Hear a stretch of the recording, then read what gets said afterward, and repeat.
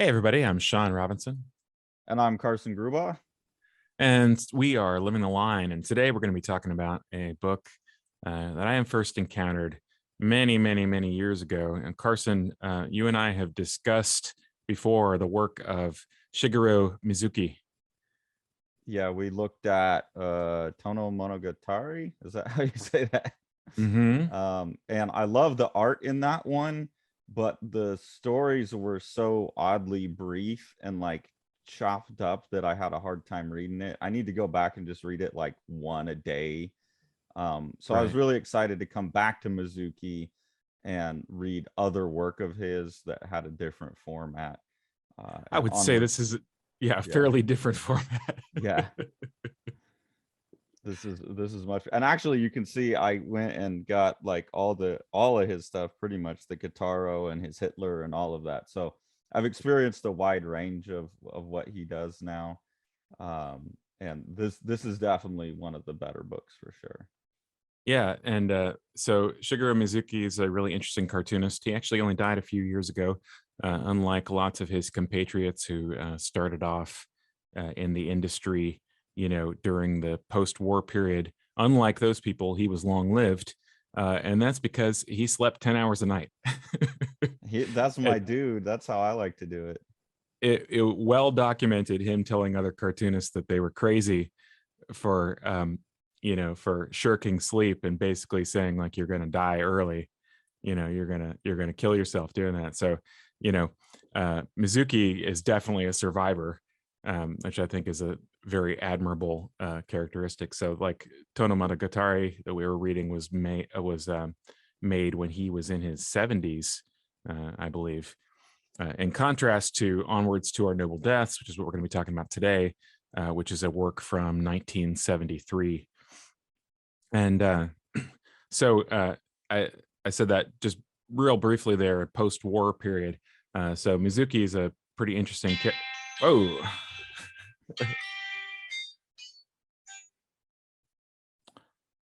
hold on.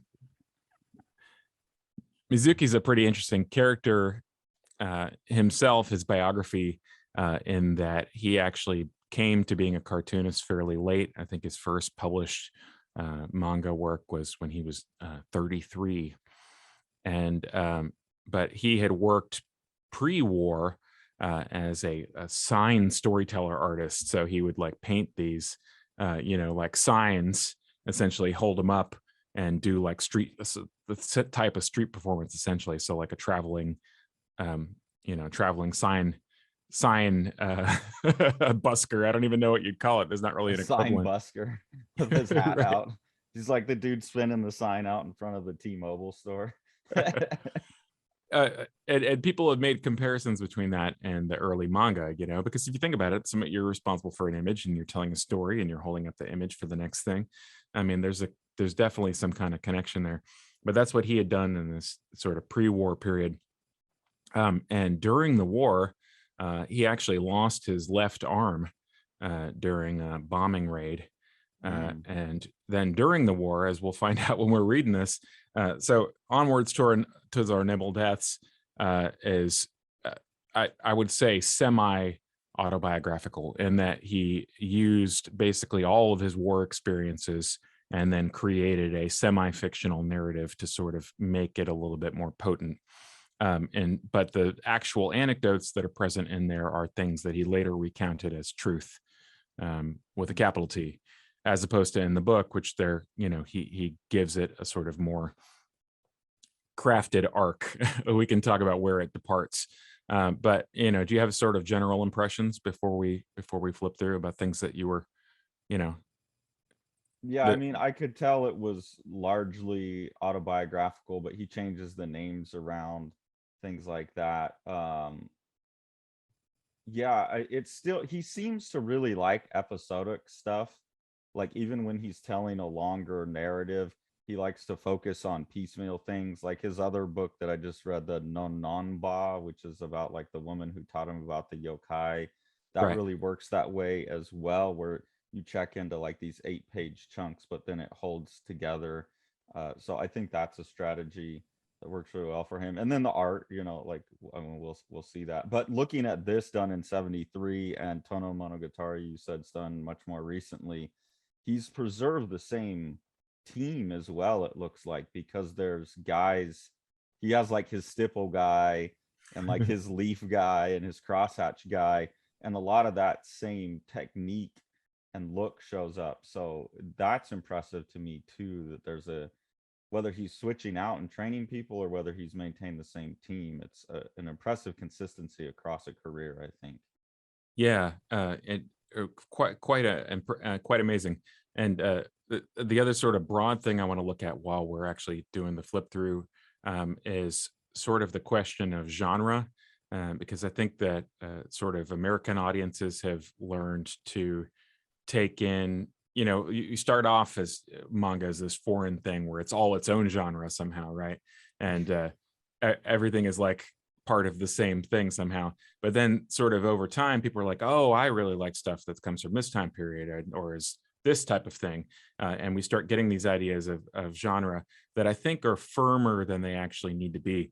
And that's one of the things I want to sort of look at when we're looking at this, because, you know, Mizuki is incredibly popular. He is well known. He's essentially a celebrity. You know, he had twice in two different decades, he had his own television show, like where he was present, you know. He made Wow. stuff that was animated and was incredibly popular. And yet the people that were working with him at the time, you know, a little bit before he made this, went on to be essentially like the largest figures in Gekiga and underground comics and sort of proto-literary comics. I'm going to put scare quotes up every time I say literary comics now, so Yeah, that somebody we've knows. gotten pushback on that, which is fair enough. But I will reiterate, like, hey, look, this is 1973. Like, Contract with God doesn't come out till 78. Like, Yeah, I'm gonna maintain that the Japanese, probably because they didn't have a Wortham and all of that, you know, there's reasons, but they're ahead of us for sure, and still are, I think, in terms of drama and like the like comics as a literature. yeah, the breadth of things that are available and sort of what, you know, it's funny because like in the 80s as a comic person you could point to several different things and be like, oh, but so and so is like uh a you know, so and so is like a noir comic. It's like, yeah, but it's a noir comic with somebody with a cape flying through it uh every 5 pages, you know. It's Yeah. always like sort of couched, whereas the, you know, this is what it is. And we're going to see what Yeah. it is, but um you know, it is a story first and foremost, um and a genre, you know, third or fourth if anything, you know. But even with its genre, it's, and this isn't like he's doing something different. It's just he's from Japan, and so we're used to seeing like World War II movies, and it's always from like our perspective, right? It's always Right. from the American perspective. It's always like the Saving Private Ryan and Schindler's List. And this is really cool to see that that same genre applies somewhere else, obviously from the total opposite experience. And like, I just wish we had more of that when I was a kid or something. I don't know. I feel like our society could use more of that, like diversity in the sense of like the global perspective, because there's these same type of stories that are obviously being told in many different countries. And like, this is my first World War II from another country, pretty much, or at least from the non-ally side. And then it was interesting reading his Hitler book too, because that's coming from like the Japanese perspective, still showing Hitler as a terrible person, but not necessarily with the American like, haha, we're the best mapped Mhm. onto it. Yeah. Well, let's take a look. So, as usual, Drona Quarterly's got some nice design here. It's funny that they go in the end papers. They always go for the super close up. I love the cover here, but the interior, the close up is just like, uh, you know, this poor cartoonist drew this 2-inch tall image. I like it. I like in all of the Kataro books, they really zoom into, I think, what's actual drawing size, and you get to see how all the whoever he paid to do his stippling is a nut job, by the way. And Yeah. drawn and quarterly. This is why you don't put these on the inside, because when it got shipped, it caused an extra thickness that bent my cover. So just make a cover and quit putting these damn flaps on the inside. It's not cool. We don't need flaps, so we don't need dust covers. Shout out to Fred Schott, the great scholar and translator, who wrote the introduction and probably should have been hired to translate this book too. I first heard about this book from the very brief description that's in Fred Schott's seminal work, Manga, which came out in 1985, and had an excerpt from this that was just really whet my appetite for it. This here, these character pages scared me a little bit, because it's all like, it's obviously Japanese names, so not names I'm familiar with. And then I started seeing like, I don't know, there's like the skinny glasses face guy a couple times and the broad glasses face guy a couple times, and I was like, I'm not gonna be able to follow this story, but I was able to. That scared me though. I was like, oh my god, I gotta know so many people right out the gate. Yeah, it's an interesting thing because, of course, the story itself, I mean, they're fairly indistinguishable from each other. I mean, you could follow who's who if it really matters to you, but it's basically like these first chunk is like, here's an anecdote about this guy who died. Here's how this guy dies, like, yeah, and I was able to get into like that flow of it, of like they're expendable, and that doesn't really matter. I mean, it obviously mattered to him because these were representative of people he knew. right. It's a grim situation that these people are in. So these Japanese soldiers, which in the book are mostly portrayed as hapless, I'd say. Yeah. They take an island, they take an island called New Britain, which is somewhere in the there's New Ireland and New Britain. It's some in the New Guinea archipelago, Papua New Guinea archipelago. Right, Papua New Guinea. And when I say take the island, I mean they just, they just go there, and there they are. They're not met with any resistance at the time, and so they set up camp and everything. And the beginning here, you get a little bit of an idea of what the situation might be when they're all crowding outside the house of the mobile army whorehouse, demanding their turn. And the poor this scene was probably one of the most affecting ones in the book for me, because it's like they're like, hey, go get laid, and no, I'm good, and go do it. And it's like, okay, 30 seconds per person, it's 5, we're closed for the day, come on, it's for your country, stay open a little bit longer, my body can't take it anymore, hun, but you're headed home in a couple days on the hospital ship. We have to stay on this island and die, come on, girls, there's just 70 of us left, hold on a little longer. I'll just touch, okay? Like, Jesus, what a terrible position for those women to be in. Just 70 more guys, just open up, baby. It's absolutely horrible, and it's amazing how little art there's made. I was about a situation like this. I mean, maybe because people didn't want to talk about it, but I was trying to think about other things that even reference something like this, and the closest I came is this amazing Jacques Brel song, which there's an English translation that Scott Walker sang, which talks about losing his virginity in a mobile army whorehouse, gift of the army, free of cost. And it's like this traumatizing song about getting gonorrhea with your first sexual experience. Got STDs. Yeah, well, I mean, and it's, but you think about like the, I don't know, it's a really interesting way to open the story. Everybody's singing the prostitute song, blooming in the night. Yeah, and this guy's like, I'll just lick. It's like they've been open from 9 to 5, and he's like, yeah, let me just get in. Like, oh, it's so gross. But I mean, no holds barred. Look at what was going on. Also, I think like with Tezuka, the kind of goofy character, cartoony style that he has for his people make the brutality of it all almost more uncomfortable to have that juxtaposed, Ugh. I it's hard to tell exactly sometimes teasing out the difference between translation and writing, but I was dissatisfied with the translation at various times and wondering like why certain kinds of choices were made. And one of the things is like when you're translating lyrics, I always wonder if you have an obligation as a translator to try to make the lyric sound like a lyric that would be plausible in the language you're translating it into. Make it So in other words, like rhyme and exactly. So like, why am I stuck working this shitty job? No way out, all for my parents. And that might be just fine as far as communicating the intent of the thing, but it doesn't sound like a lyric, you know. There's no I've rhythm to it. Um, it's just an interesting kind of I wonder like somebody really laboring to make that sound like a lyric, what that would look like. I've always been amazed when I read things that I know are translated and they have songs and they rhyme and they have rhythm. I'm like, how the hell did you do that? Um, a, Yeah. a book we'll have to look at eventually is Asterix. And I'm always wowed by the translation on there because it's such a pun heavy book.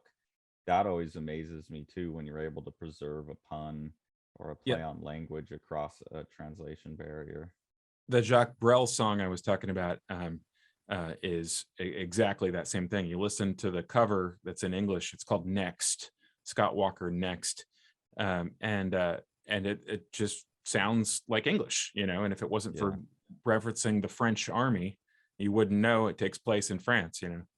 Yeah. Um, I mean, it's a brutal job. the prostitution or translation?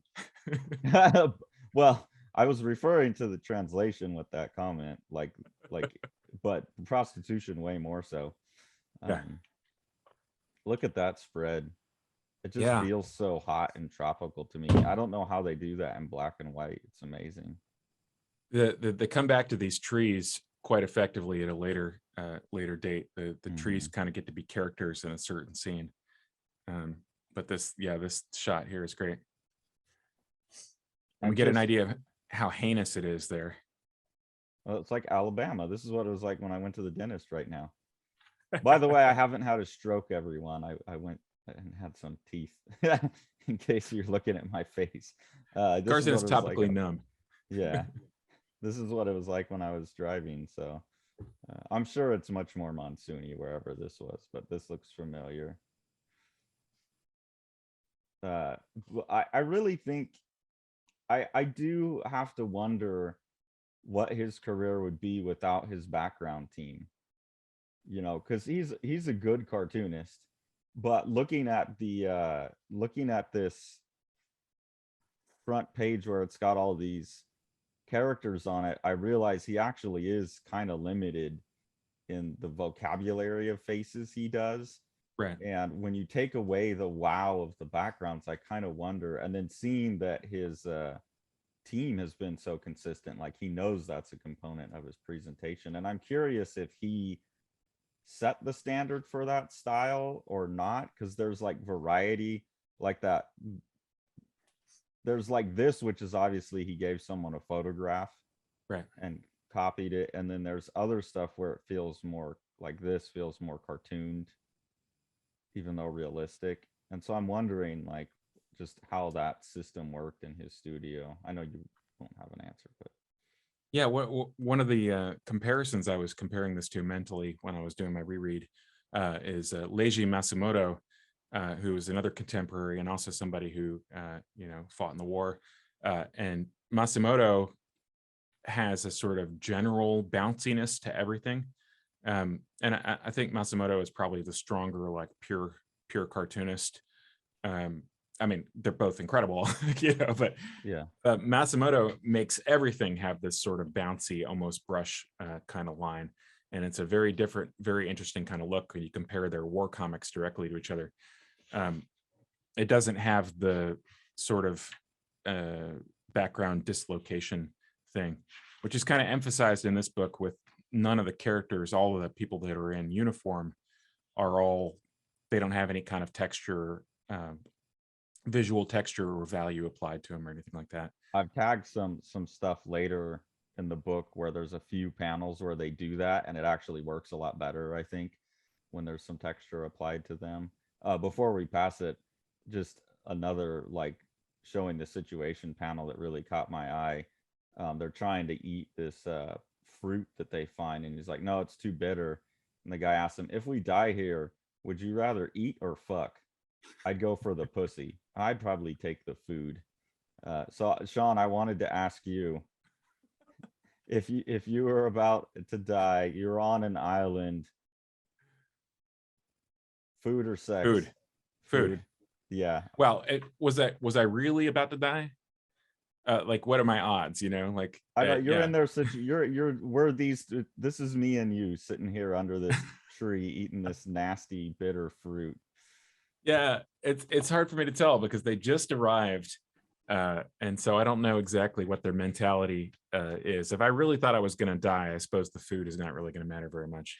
I guess we're in a difference. These are like 18-year-olds probably as well. We're both in our 40s and happily in long-term relationships. So we're like, baby, just cook me a steak. But I guess if it was eat or spend one more night with our loved ones, that would be Right. Yeah. Sure. Sorry for putting you on blast there. No, that's I don't know. I think if there was any chance of me surviving by eating, I would eat.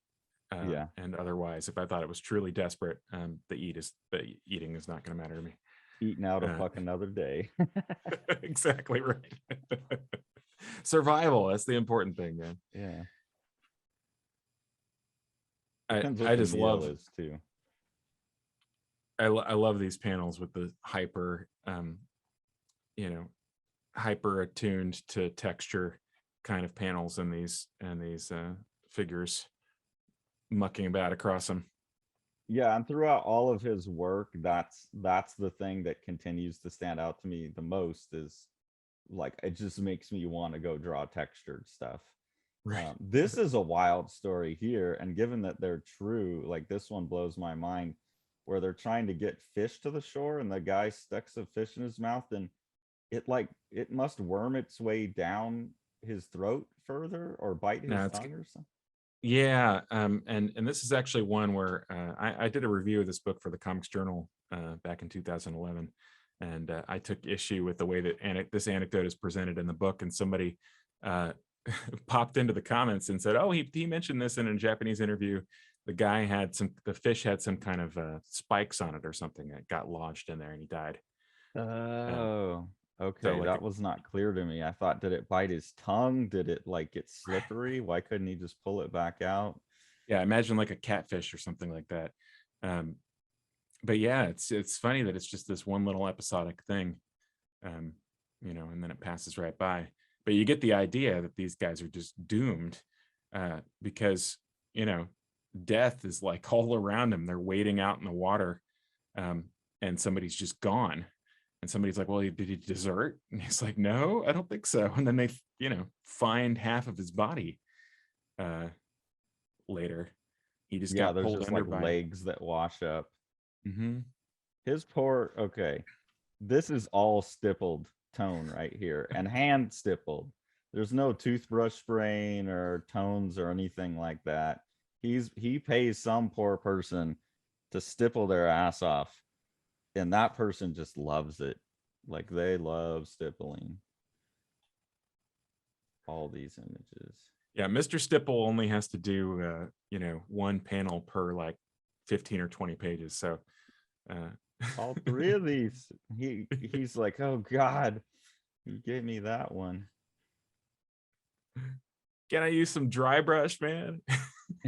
Well, and it's weird to me, there's pages where there will be like a stipple panel next to a crosshatch panel, and they're both showing, like, here's a crosshatched sky, and then sometimes they'll do one of these crosshatch skies right next to a stippled sky, and I have a problem with the textural kind of jerkiness of it all, but it's obvious, like he's just, okay, you go do this one, you go do this one, right. and they have some different styles. But I'm always curious about why he's choosing which background guy or how that got distributed throughout the studio. I love that particular one with the sun breaking through the clouds and the palm trees and the sort of presence of it all. Yeah. And also, like which ones are like referenced but not slavishly copied, and which ones are like this first one is very obviously just like this is someone looking at a photograph and doing like the Gerhard type of cross-hatching Right. photorealism. And then a lot of the jungle stuff looks like, well, they've sourced it, but they're taking some liberties Right. with it. You know, this doesn't look like they're drawing from a photo exactly. I like this too. They're singing this song, Napping in popping the up, showing shade it of a off. My dick. The more you look, the better it is. My dick. Take it all off. My dick. There's a song, Dick. I think it's called My Dick. Have you ever heard that song? It's a rap song. No, I haven't, but I was just remarking about how the first bit there could really be a Jimmy Buffett song. Okay. Napping in the shade of a palm tree, an alligator comes out to give you a kiss. That's what I mean. It's the rhythm is just not quite, you know. An Sing the rest of alligator it. comes to give you a kiss. Popping up, show it off. My dick. You got to listen to My Dick. I forget who did it. It's like, uh, my dick could bench 350. Your dick shoplifts at Thrifties. It's just that's the structure of the song. What my dick could do versus your pathetic dick. That sounds charming. Yeah, as is this song. But I Yeah, like so that he's giving that look at like these. This is what a bunch of bored 18-year-olds on an island who are dying left and right are going to think about and talk about and do. Right? They're going to make songs about their dicks and they're going to ask, "Would you rather eat or fuck?" right. Well, especially when they're just essentially, spinning their wheels. I mean, they're doing manual labor to build these camps and everything. The officers have bizarre requests for them occasionally. But for the most part, they're just waiting for the enemy up until, in a little bit. And not getting fed well. They're like here, they're like taking this whole tree down because they want to eat its roots. Right. Yeah. And everybody, because of the malnutrition, is really susceptible to malaria, which is all over on the island and in that area. And so, they're just sort of, even though this is the first time that the Jets show up, they're all surrounded by enemies, the alligators and the weather and the malaria and everything else. Well, it's like, what a hell of a thing to just be stuck idling, bored out of your mind, but also terrified. Yeah, at the Like, same that's a time. strange combination. Yeah, it's no wonder the sort of, surrealism and things like that came out of that first World War.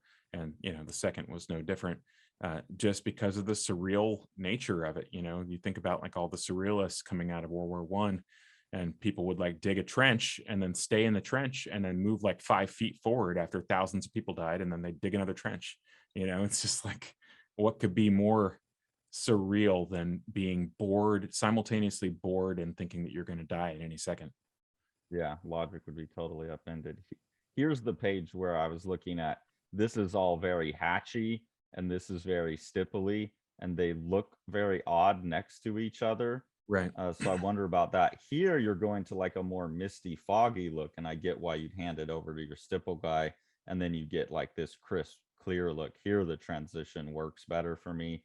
But here where it's just too like sky mood scenes, like this looks more like roiling fire to me because the hatching gives it dimensionality and motion. It's suggestive of form, and then this is just more like atmosphere. So I personally would have been more like, if I was handing these off to guys, I'm like, okay, this is the mood that we're going for, and I would have controlled the flow. And I don't know if he's doing that and I just disagree with his choices, or if it was just like, everyone take one, go. Right. And Every I time don't, you show a panel with large sound effects, I'm reminded about how terrible the sound effect adaptation is. well, just again, like I always say, just leave it. I just like the way it looks when you leave it. So I mean, that's like the story of this book, is just all these ways that these guys are getting picked off out on Right. this island, and then we start to get like an actual invasion happening. um, and then they start being like, okay, well, we're gonna do a suicide run. Right. And when you hit here, you get the first look at the American troops, and you start seeing the very odd disconnect. And this is something where I wish that it was pushed a little bit further. Um, uh, Almost all of our encounters at first with the the invading forces are them being rendered from photographs in a more realistic style, Mm-hmm. as in obviously not Mizuki. Uh, and it has a sort of dehumanizing effect that is appropriate for it being the enemy, um but it's not that consistent. You can just sort of tell, okay, we've got these photos, we can use this, you do this, Sam background guy. Yeah, I was mentally kind of debating about my feelings about that, like whether I liked it as a dehumanizing strategy or whether I thought it was not integrated enough. And looking at, especially, I don't know if you've read his Hitler work, but he has this problem throughout his career, especially when he's doing historical stuff, where he'll get like a photograph that's like Hitler and all his confidants, and like someone else will do this photorealistic stuff, even to Hitler's like shirt and hands and stuff will be super photorealistic, and then Mizuki will go throw his cartoon Hitler head over top of it, and it's really disorienting, and it doesn't serve, like, here it could serve a purpose, but having Right. seen his other stuff, I came down on the side of like, that was just, as serious as he took this stuff, he had his process that he was comfortable with, and Right. sometimes his process failed him in terms of creating an integrated whole. Same thing with Right. the stippling and the cross hatching. It's like, we're just getting it done, go do it, and not really thinking about the total flow of the structure. Right. And if you want to make hundreds of pages a month and also sleep 10 hours a night, that is what you do. You make uh someone else do this. right. Did I wonder if his assistants were expected Sleep to at 10 sleep? hours a night. Yeah, or if they all died at like 30. Because this poor stipple guy, Jesus. Here's another stipple versus hatching. That one works a little better because here the roiling is, this is the calm, and then there's the Right. roiling. But I That mean, these, we haven't mentioned his officer slapping the shit out of him over and over again.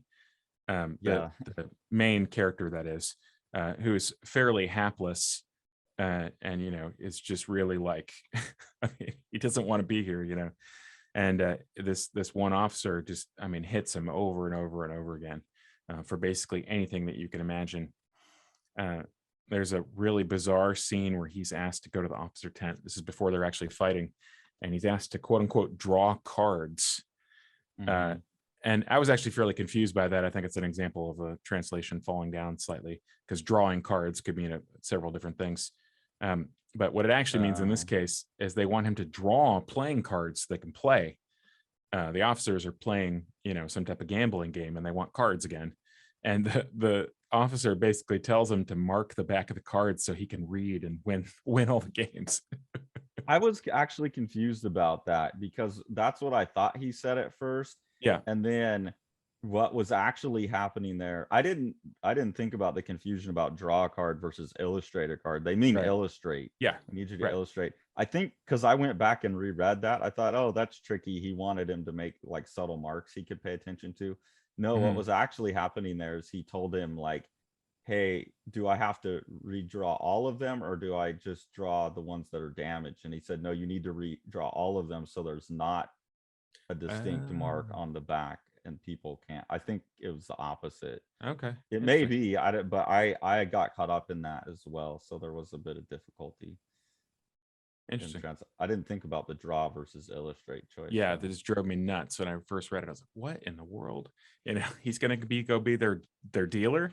Yeah. Yeah, Here's a dude gets his eye shot out. That's a hell of a drawing.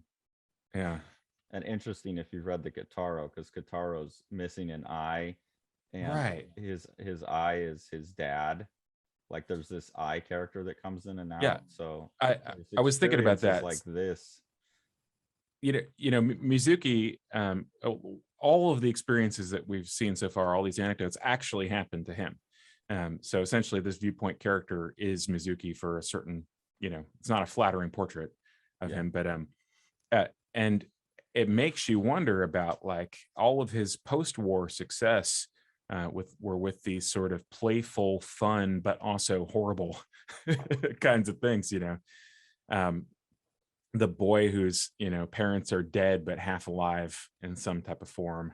The sort of body horror aspects of having all these demons around, and the idea that everything is sort of surrounding you is like living and could be terrible in some kind of way, but he like takes it and like makes it charming and like gives it this sort of spirit uh that I think is really interesting and valuable. And i I just get the feeling that he as a person was the type of person to take something and turn it in for its best. um Yeah, and you can see again, I mean, this is like the Kataro one eye. So this is the most direct where I saw his experience like manifesting potentially in his later, well, not later work, but later in his life and his work.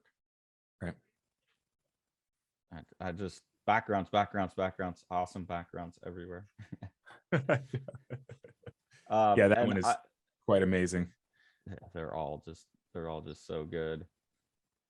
Here's some people blowing up. But I like this bit too. I think this is some of the best writing. It's hard to tell, like you said, if it's translation or writing, because none of his work like really has anything in it that like as a bit of writing that drops my jaw, but like the totality of it does. But this bit here I thought was really intense, where they're arguing about whether they're gonna go do this suicide raid, and they're arguing over like, hey, we could go like be gorillas, Right. or we could do the suicide raid. And they're like, the one guy who's arguing for the suicide raid almost seems like he's the coward, like he just wants to go get it over with.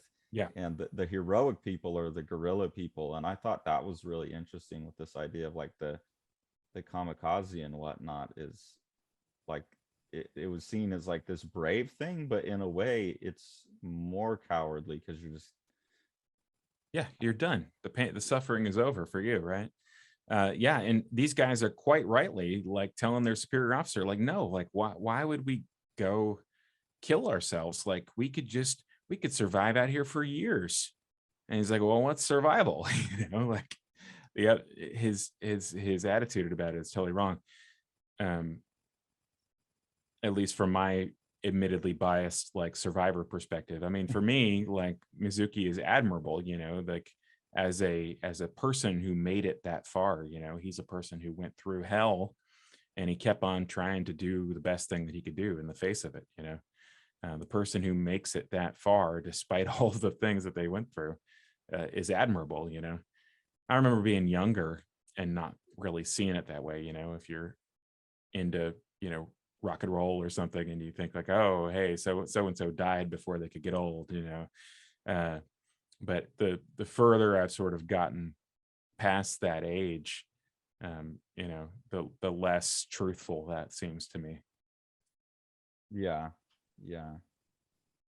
I have a hard time with that because I mean, I think in a moment I have a survivor instinct, but I don't have yet any, like, I'm not suicidal, but I'm also like I'm worried about how I die, but I don't have any like desire to persist. I mean, we've talked about Right. that with me wanting to have kids and stuff Wait, too. Like I just don't desire that persistence. would you go back one spread? This is the place I was talking about where the palm trees blowing outside where they're talking is actually sort of a character that interjects from time to time throughout this entire scene. The first image, the death of Sergeant Honda, you get essentially like a master shot of the trees.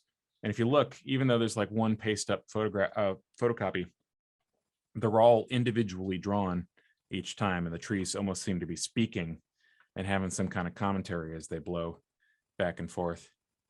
Yeah, I mean, it's definitely not a stat. They interact with the moon different every time. Right. Yeah, that's really beautiful. in the midst of all this talk about who's going to die. Well, that's interesting cut in between this argument about whether they're going to go be gorillas or not. It's like the forest is like, Right. you know, luring them and presenting them an option of like, come in here, I'll protect Right. you. That's interesting. I hadn't noticed that. So they do go eventually do a suicide run, but a lot of them bounce during the middle of it and decide to fall back to what I took to be the main base and get some food and then go back out to the suicide mission. Seems to be like the side mission. Here's the big charge. But they get caught at the new base. Here's another one of those tree shots. And they all get in trouble. Right? It's like, how dare you not have died? How dare you have lived to fight another day and provide more troops for our next battle? Such a weird. And they get caught up in the bureaucracy of it because their deaths were reported to higher up the chain.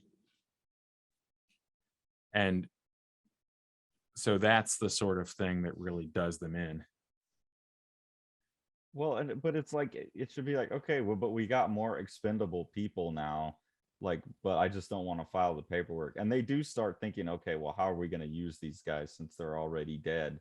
But then a couple of them, they make them, you know, commit suicide just to preserve honor. And it just seems like not a winning strategy. Right. And this is sort of where you get an idea of why Mizuki fictionalized his account instead of having it be a straightforward narrative.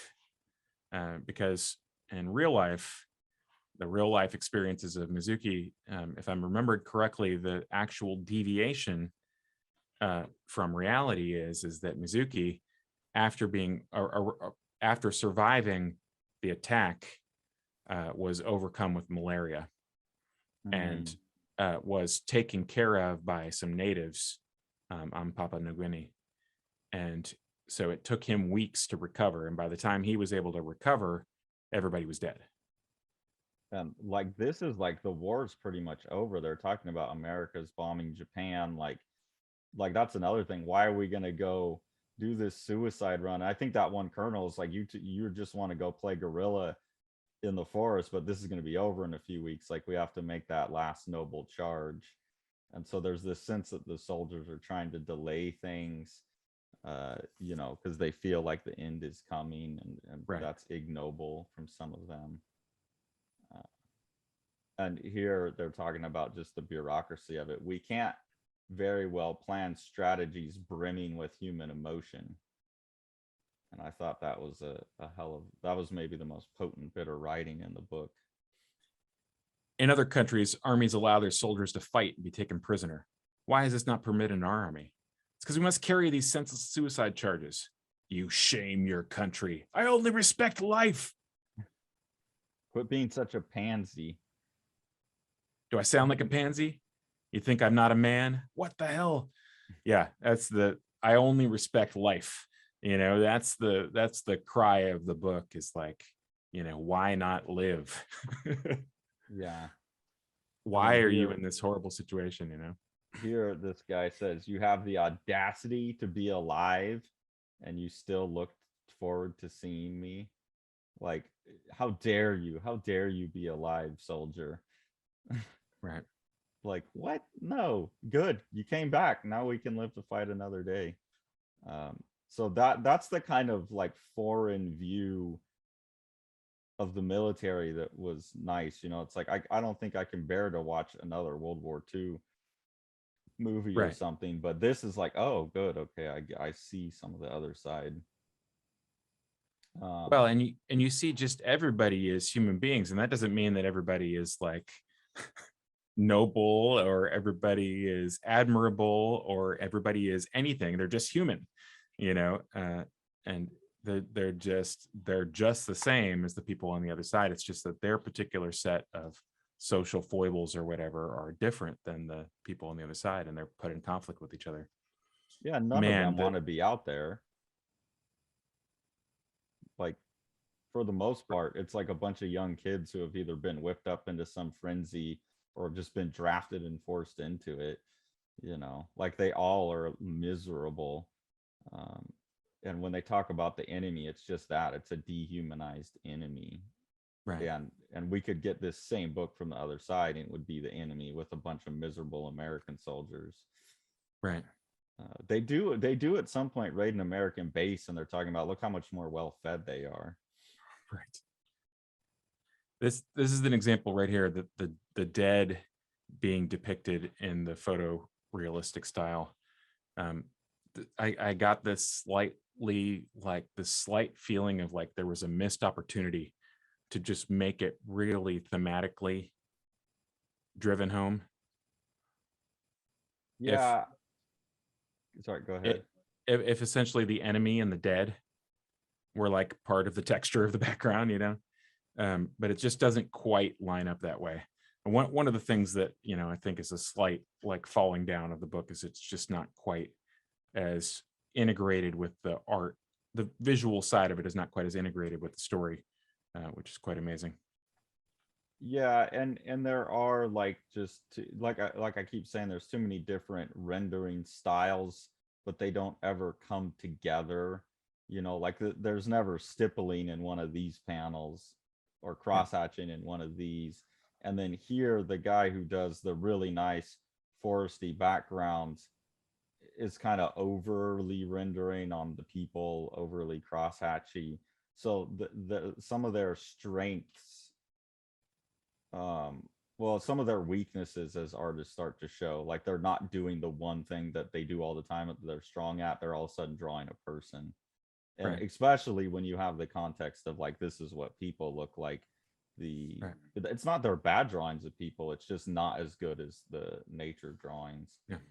And here, where they're on the shore, and it's just, I don't know, they're not very distinct. And you could make an argument for that being dehumanizing, but like this right here, this like super crosshatched face, I don't know. And then this panel here is the one spot, and this is one of the most effective images in the book, where there's a more realistic drawn character here. Then this guy has a cartoon face, but it's all realistic kind of bodies. And then this is like a Mizuki drawing that someone went in and added a bunch of texture to. Mizuki put the head on there. You can even see the paste up line. Look underneath of the chin. The paste up line is slightly diagonal horizontal line. Yeah. So that was drawn as a realistic figure, and he popped his head right on top of that. And he drew like this much of this one, and then this is used as the cut, and they drew underneath that. But even though it's realistic here, it has a bit of the rubberiness of what he does. Right. And there's like a transition in the values from the darker to the lighter that makes it feel like, even though you can see the paste up, it feels like someone took a Mizuki drawing and made it more realistic. Mm-hmm. And to me, this is the most powerful image in the book. It's why they used it on the back. Right. It shows what could have been if they would have been a little bit more careful about the stylistic integration. Right. Somebody got rid of the paste up on the back cover, by the way. No, they just use this coloring to like make sense of it. There's this gold that goes right here, right where it's at. There's actually not a line though, too. So somebody like knocked the line out, Well, good for them. It's a well reproduced book. I get the sense there's a little fill in just because of the paper, but right. No, Mizuki stuff for the most part almost always looks great because they kept all of their assets. This is done from the original negative, no doubt. Here's another flying eyeball. There's them singing this song, knowing that they're about to die and willingly go into the charge and singing together. And here's another just totally rendered from photographs, looking more like what Dave did on Judenhaus. Right. And then this final Maruyama has survived the charge, and he's going straight for the tanks.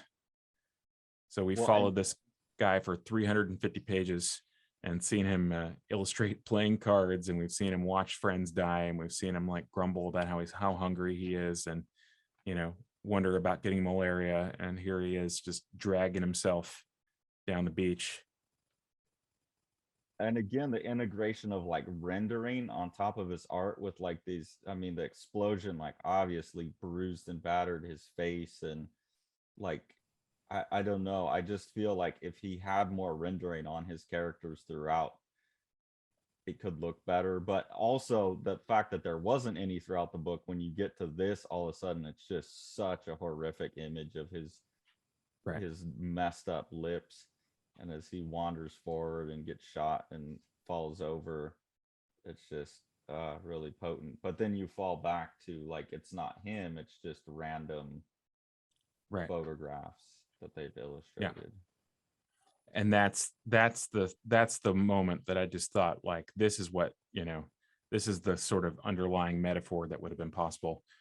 Because you just see him like slip out into, from being this individual who was animated by his individuality and his spirit, to just being texture, Yeah. to just being like a object that's part of the landscape. And then this dissolve where they turn gradually into bone. I mean, it's just chilling. Yeah, and I mean the drawing on these are awesome. Here's one that actually integrates some of the textures too, stippling and cross hatching. I hadn't thought about that texture. To me, it was just like, this is someone who spent so much time drawing nature and texture, where they don't have to worry so much about making certain elements pop out or not, because his Right. backgrounds are always like pretty dense, just like texture, and that allows the figure to pop out. I just saw it as like, they're not used to making something really pop out. Um, but I like the metaphoric read. That's interesting. And here you get that better contrast, but they tend to just be overall compositions with no focal point. They're just real cluttered. Mm-hmm. Yeah. So this page, the last page of Maruyama before he dies, that's the page that is in manga. This one right here. Yeah, with Fred Schott's translation instead of the one that's Jocelyn Allen or whatever. And this is the page that, like, just haunted me, and made me think, like, why don't we have this book? And it's funny, I read it in like way too young. I mean, I probably read that manga in like 1993 or something, and I was like, or 94 or 95, like, ninth grade or something in high school. And the idea that there was this world of comics that was out there that, I didn't have access to. Oh, I'm regretting. I'm pretty sure I took manga down to school for my students. I think I put it down there. I was going to try and grab it and see how the translations differed. That would have been interesting. Do you have that nearby? No, it's packed up. Sorry. Packed up. But that last panel there or the next to last panel where he's got the fly on his face. I mean, it just 3 flies on his face. I mean, it's just really something else. Yeah, and it still feels, maybe it's just because it's, exotic to me, but I still feel like with all of the manga that we've been reading, like I am still experiencing that, oh my God, there's like still this whole world of comics out there. I almost felt like I'd been getting to the end of being able to find old masterpieces. I could always still look forward to like a new work that really blew my mind, and that we've been finding plenty of those, but this type of thing like really just makes me kind of voraciously hungry for all this other stuff that's never been translated, knowing that there's hundreds, thousands of amazing works out there still that were done in 73. Like, it's just a whole different history of comics that is cool that it's being integrated now. Yeah. I think that the thing that really sticks with me with this book, is his efforts to make everyone human and understandable, and sort of bring that understanding to an insane situation. Yeah. I think that, like, just putting aside all formal conceits for a second and just talking about it as a story, I think that that's the thing that makes this a really worthwhile book. When I wrote the Comics Journal review for this, which is, it's 11 years ago, that's just insane. One of the things that I thought about is my grandfather, who had just recently, he'd been ill. He hadn't died at the time, but he'd been really ill recently, and who's the same age as Mizuki, and fought in the same war. And I remember telling my grandfather at one point, visiting his house, and I was like in 8th or 9th grade. I tell him that I was like, I had learned a little bit of Japanese or something, and he said, "Oh, I only knew one word in Japanese, surrender." And then he was off to something else, like he didn't want to talk about it. He just left the room. And I found out later that he was 17 years old, and he lied about how old he was, and went and was a medic despite having no training. It was an interesting little brief insight. He didn't ever talk about that stuff with me. He wasn't interested in it, but it was a brief, interesting insight into that. It made me really wonder what he would think about a book like this. And, aside from his sort of personal experience that he had, what would it be like to sort of get the idea that the people that you were fighting against, literally fighting against,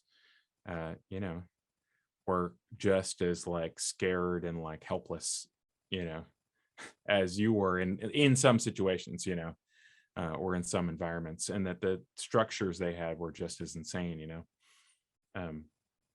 Well, I wonder, with time, because I think these days it would be easy to pick on someone for dehumanizing the enemy and using those mental strategies. But I also think, look, you're 17, 18, you're thrown out there, whether it's by your choice because you lied or you've been drafted or whatever. That's just a survival mechanism of the human brain. That is the enemy. You have to do that because you're going to go out on a battlefield and you're going to have to shoot the guy or stab him with the bayonet, or you're going to get shot.